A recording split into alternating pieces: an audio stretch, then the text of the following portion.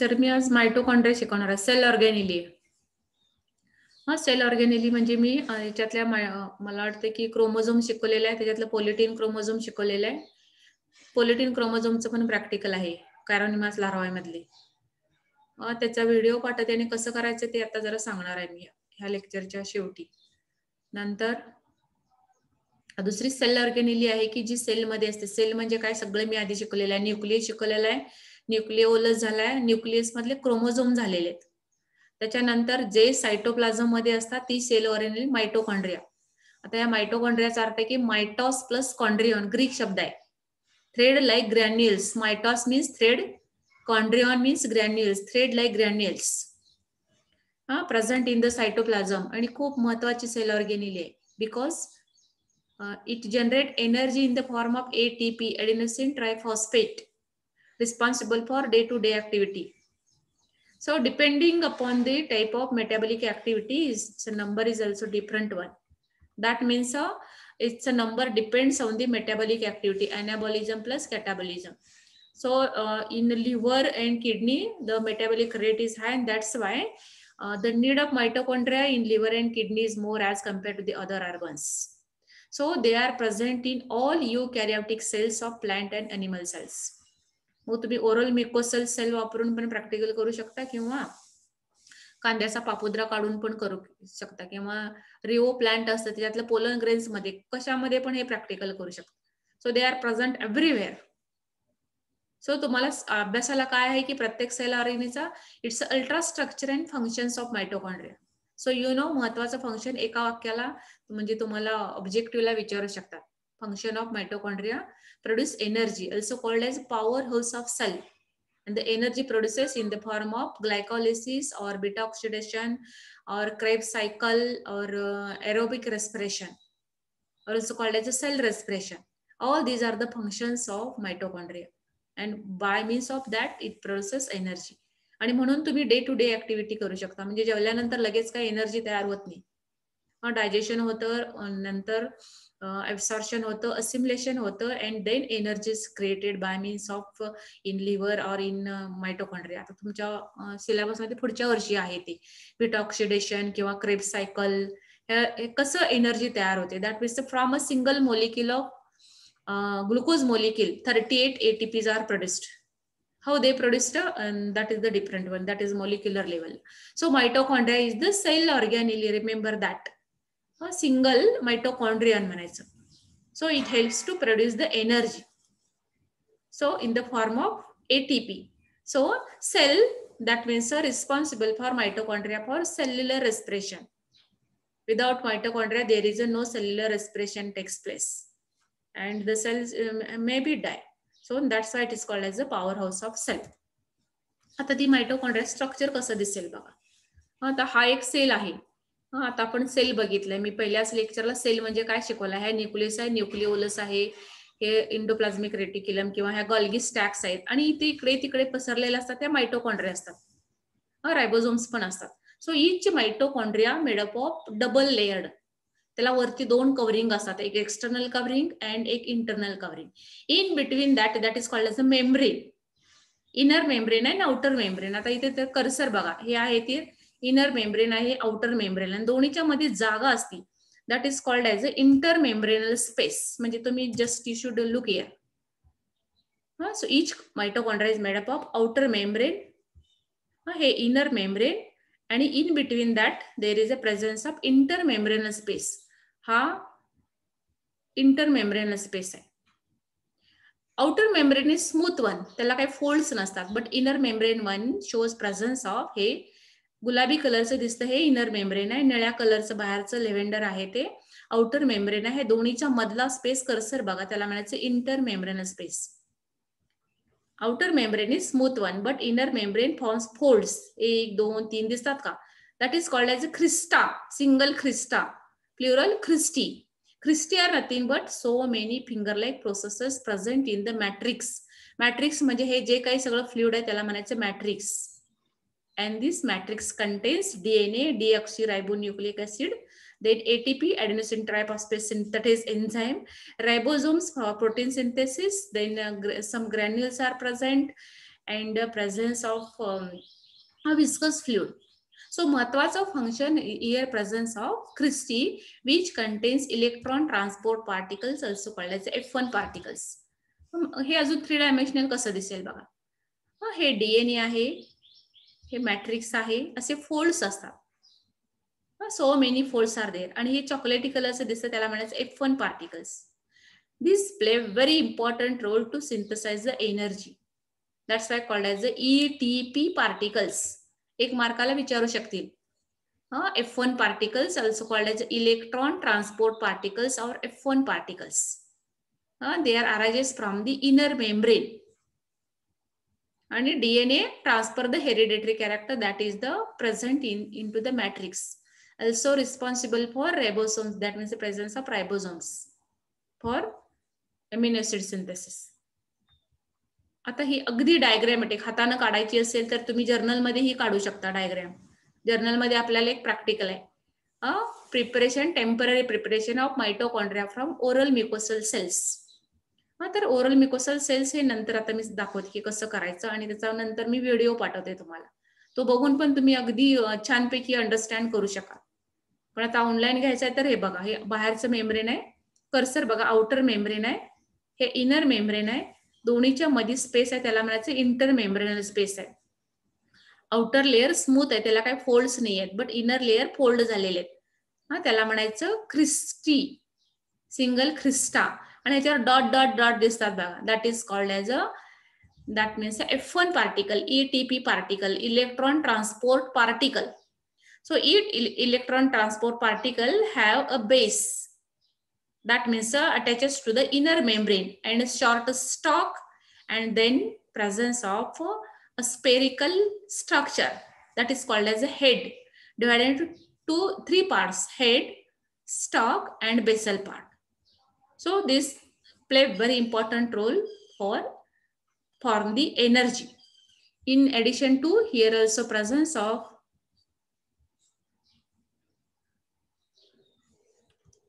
hello ऐकू येते स्नेहा? हा मॅम. इथे नेट जरा मेसेज आला, नेटचा प्रॉब्लेम आहे म्हणून विचारलं मी. Presence of matrix granules. येतंय. Okay okay. तर मायटोकॉन्ड्रिया इज द ऑर्गॅनेली. आता याची साईज सेफ कसं असतो बघा, व्हेरी स्मॉल, तुम्ही साध्या डोळ्यांनी अजिबात बघू शकत नाही. आता जे आपण प्रॅक्टिकल करणार आहे ते फक्त असे डॉट डॉट डॉट डॉट दिसतात आणि त्याला स्टेन करायचं की जानस ग्रीन बी स्टेन करायचं, ते व्हायटल स्टेन आहे, स्टेन लिव्हिंग सेल ऑर्गॅनिक. आपण लिव्हिंग मायटोकॉन्ड्रिया बघणार आहे म्हणून ते स्टेन वापरायचं. जानस green is the name of the scientist. So mitochondria very very small, generally they are 0.5 to 1 micron in length, but depends on their size may be varies from species to species. And त्याचा shape जर असेल तर it is also not constant one. More or less it may be elliptical किंवा कोकाय किंवा rod shape. Shape also variable, changes according to their functions. So आता ते F1 particle कसं असेल बघा. त्याचा F1 म्हणजे ETP particles. हा त्याचा बेस आहे, हे मधला स्टॉक आहे आणि हे हेड आहे. So it helps to produce the energy. And this F1 particles present in the matrix, आतमध्ये जे फ्लुइड आहे त्याच्यामध्ये असतं इनर मेम्ब्रेनच्या. And they attaches, that means the head is attaches to the crystal. It is perform major important role in formation of ATP. एक मार्काला विचारतील function of F1 particle. Also called as oxysomes. Formation of, that means ATP. So mummy's body, or also called as electron particles, are also called as elementary particles. So they are responsible for phosphorylation, formation of energy.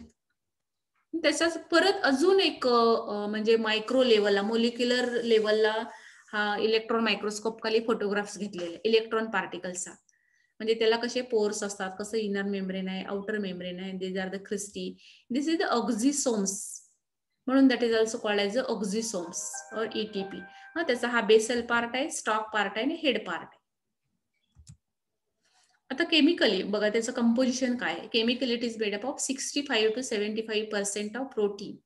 म्हणजे chemical it is made up of protein, lipid, RNA, DNA आणि अगदी small amount of inorganic sulphate किंवा copper आणि some vitamins are present. So out of protein 65 to 75% is the protein, 25 to 30% is the lipid. Audio बंद करा रे पोरानो. of this 90%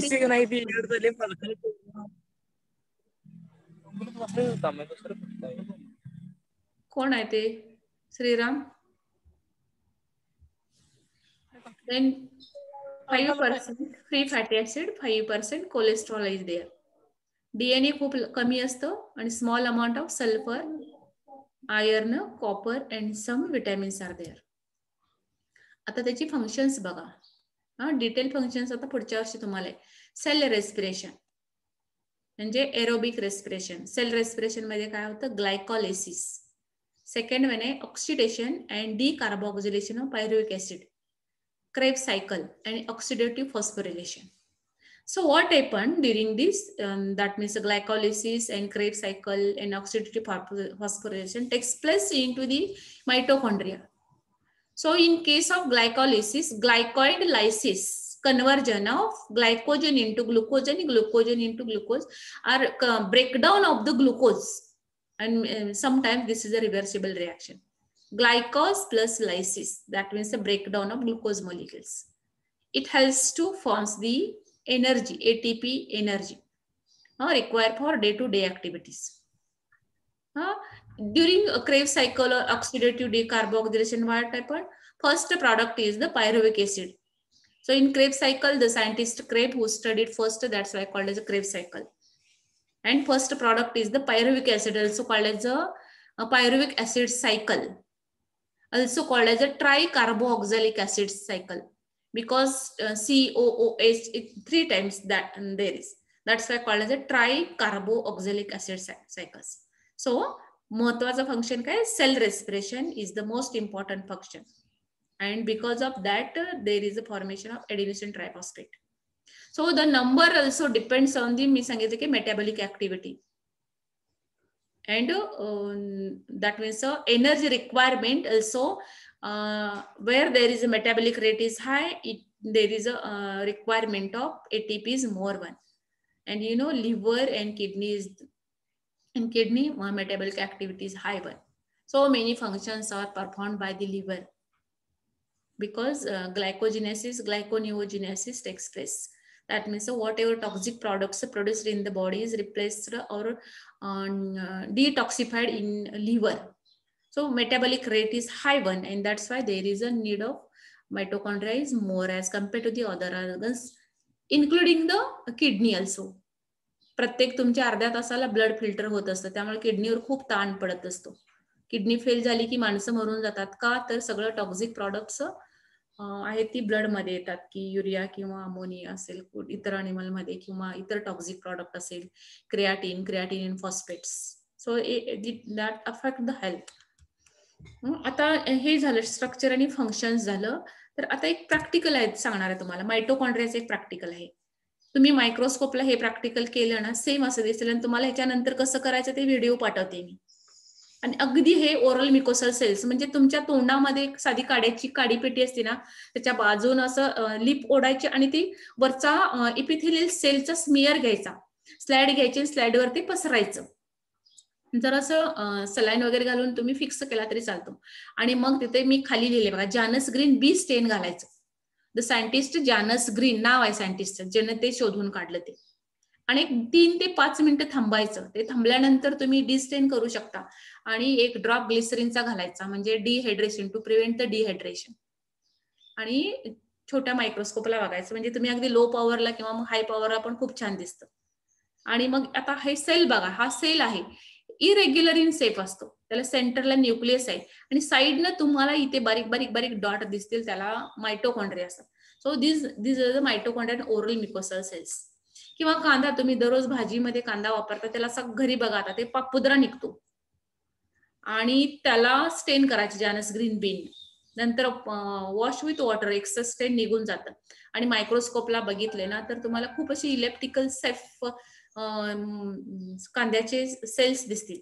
त्याच्यामध्ये सेंटरला nucleus दिसतील आणि साईडनं डार्क कलरचा डॉट दिसतील. त्याला म्हणायचं की मायटोकॉन्ड्रिया. अगदी सोपी पद्धत आहे. आता ह्याची ओरल कशी विचारतील तर तुम्ही कशातलं केलं तर हे आपण करणार आहे ओरल म्युकोसल सेल किंवा ओनियन पिलिंग मधलं करणार आहे. वही पेन असेल तर लिहून ठेवा. तुम्हाला आता प्रॅक्टिकल ऑनलाईन होईल तेव्हा हे क्वेश्चन असतील. स्टेन कुठलं वापरणार आहे तर जानस ग्रीन बी.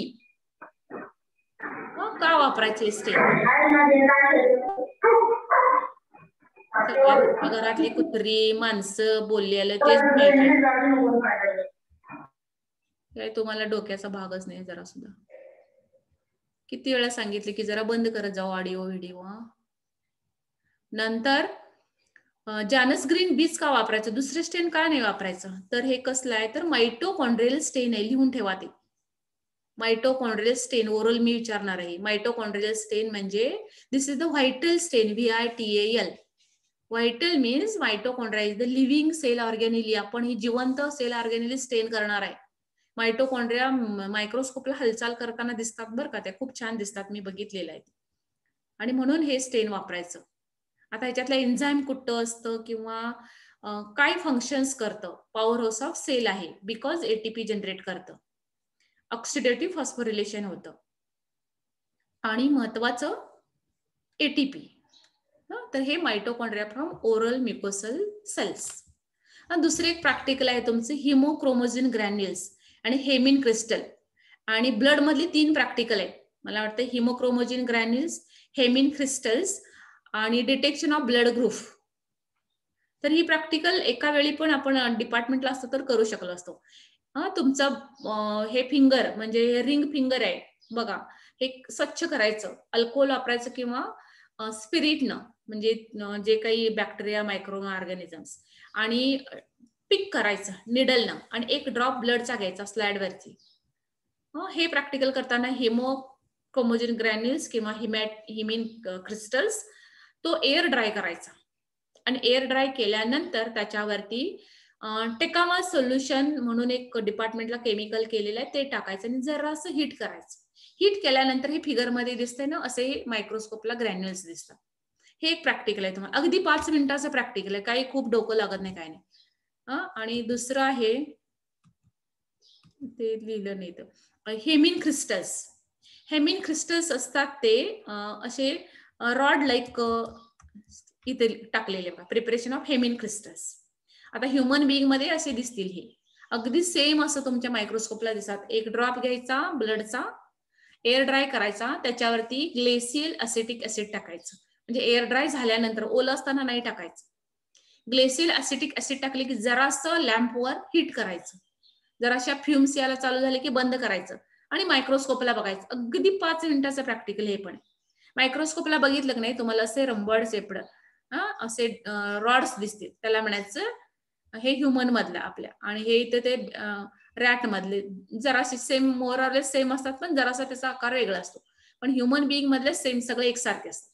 त्याला म्हणायचं प्रिपरेशन ऑफ हेमिन क्रिस्टल्स.